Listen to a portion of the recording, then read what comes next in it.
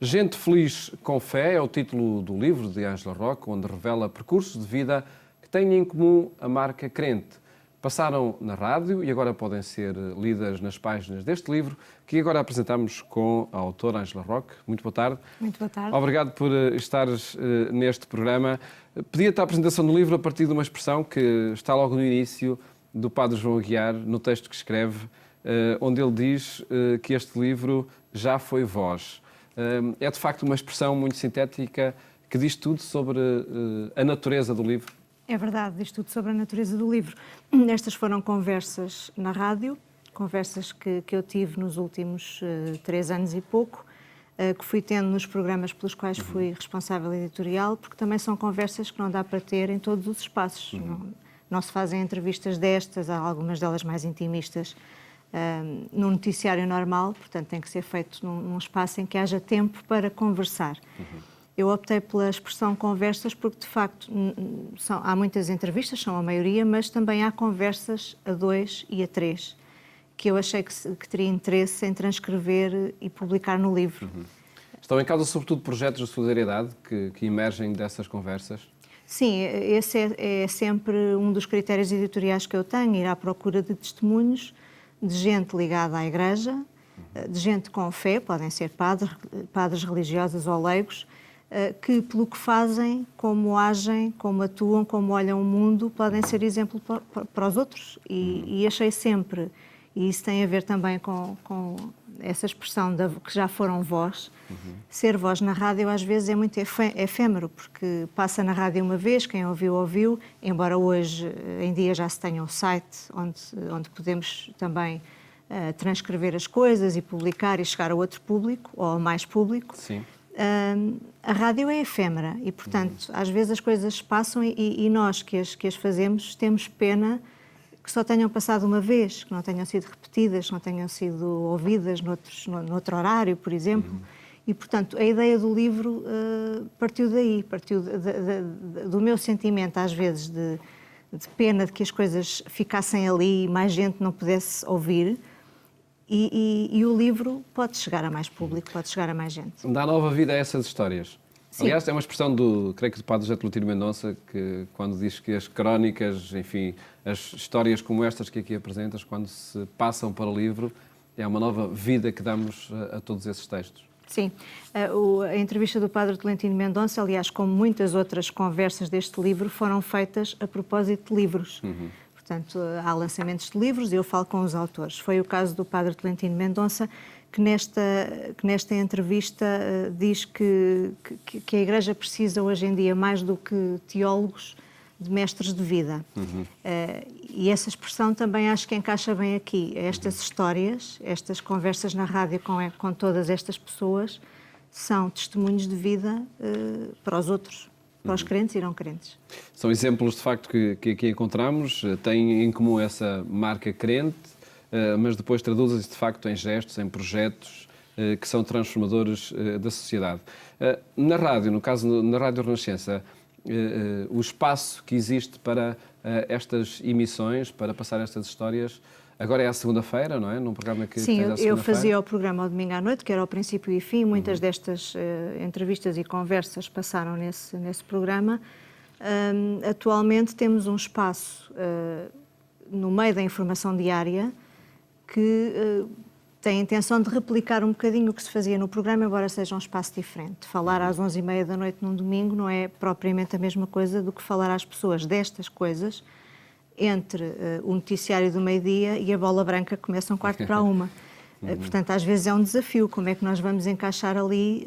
Eu costumo dizer que apareça ali caída do céu, que é uma expressão que se encaixa muito bem dada a temática do espaço. Mas fica esse desafio com públicos que estão a ouvir a rádio, e chegar. E já tenho tido reações das pessoas, porque nós temos sempre o receio, será que as pessoas ouvem, será que as pessoas gostam de ouvir estas histórias?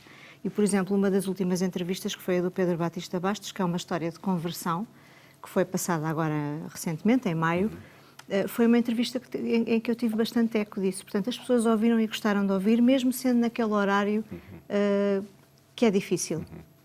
Quando estamos diante da narrativa pessoal, enfim, é a ferramenta melhor, é a metodologia melhor para criar sintonias com os ouvintes?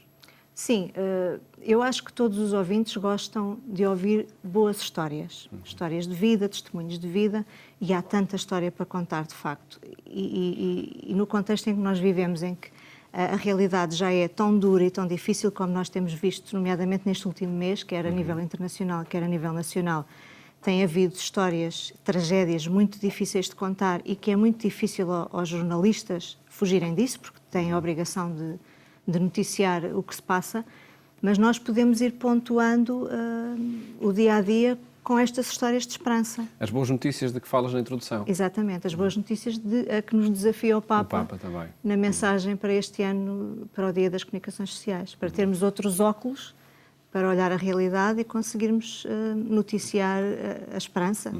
E felizmente também vemos que depois da tragédia, por exemplo, com os incêndios, o que há a contar são boas notícias de tantos homens e mulheres que ajudam quem enfim, passou por essa tragédia. Neste livro, se quiséssemos tipificar algumas das histórias que aqui contas, há essa marca crente, há a marca da solidariedade. Depois são histórias de voluntariado missionário. Que outro tipo de histórias aqui nos apresentas? Eu tentei, entre as muitas conversas que fui tendo nestes últimos anos, escolher exemplos ou melhor dizendo, exemplos de várias formas de estar.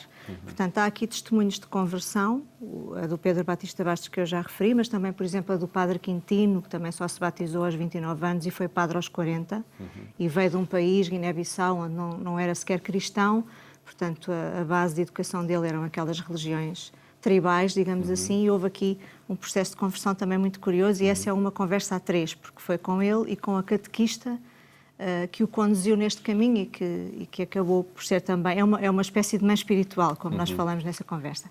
Depois há relatos, ou há entrevistas, ou conversas com a gente que está a fazer voluntariado, seja voluntariado missionário, seja outro, mas que o faz por uma questão de fé. E aí temos inúmeros testemunhos, temos missionários que estão agora lá fora, como a Joana Gomes, que foi para o Chad em janeiro, e é o exemplo de uma jovem que dedica um ano da sua vida a ir ajudar refugiados num país que já toda a gente esqueceu, que tem campos de refugiados há mais de 20 anos. O padre Lionel Claro, que também regressou ao Chad em outubro, ou a irmã Irene Guia, que está corajosamente no Kurdistão iraquiano, à frente de um projeto do Serviço Jesuíta aos Refugiados. Mas depois temos... falamos aqui de outros, ou seja, não deixamos de falar dos dramas da atualidade, mas com esta perspectiva de esperança. Está aqui o tráfico humano, com a entrevista à irmã Júlia Bacelar, das Irmãs Adoradoras, que é uma congregação que às vezes os próprios crentes desconhecem, que é uma congregação pioneira neste trabalho, nesta luta contra o tráfico humano, resgatando por todo o mundo muitas mulheres da prostituição. E estão outros testemunhos, por exemplo, a médica Rita Coelho, que também foi fazer voluntariado como médica para campos de refugiados na Grécia e voltou e fez em março recente um musical, um bailado, a propósito de uma refugiada que conheceu lá. Depois temos testemunhos de quem pensa a fé, de quem pensa a vida à luz da fé que sente, e não temos só católicos, há uma entrevista com o pastor evangélico e músico Tiago Cavaco, que também foi uma conversa feita a propósito de um livro que ele escreveu, que é Felizes para Sempre, e outros equívocos acerca do casamento, em que ele explora um bocadinho qual é a visão cristã do casamento, ou qual deve ser, na opinião dele, e foi uma entrevista feita a propósito de um Dia dos Namorados, já não me lembro bem de que ano. Temos o Frei Bento Domingos, também reflete a vida, e também foi feita a propósito do seu livro de crónicas, também olha a vida à luz da sua fé.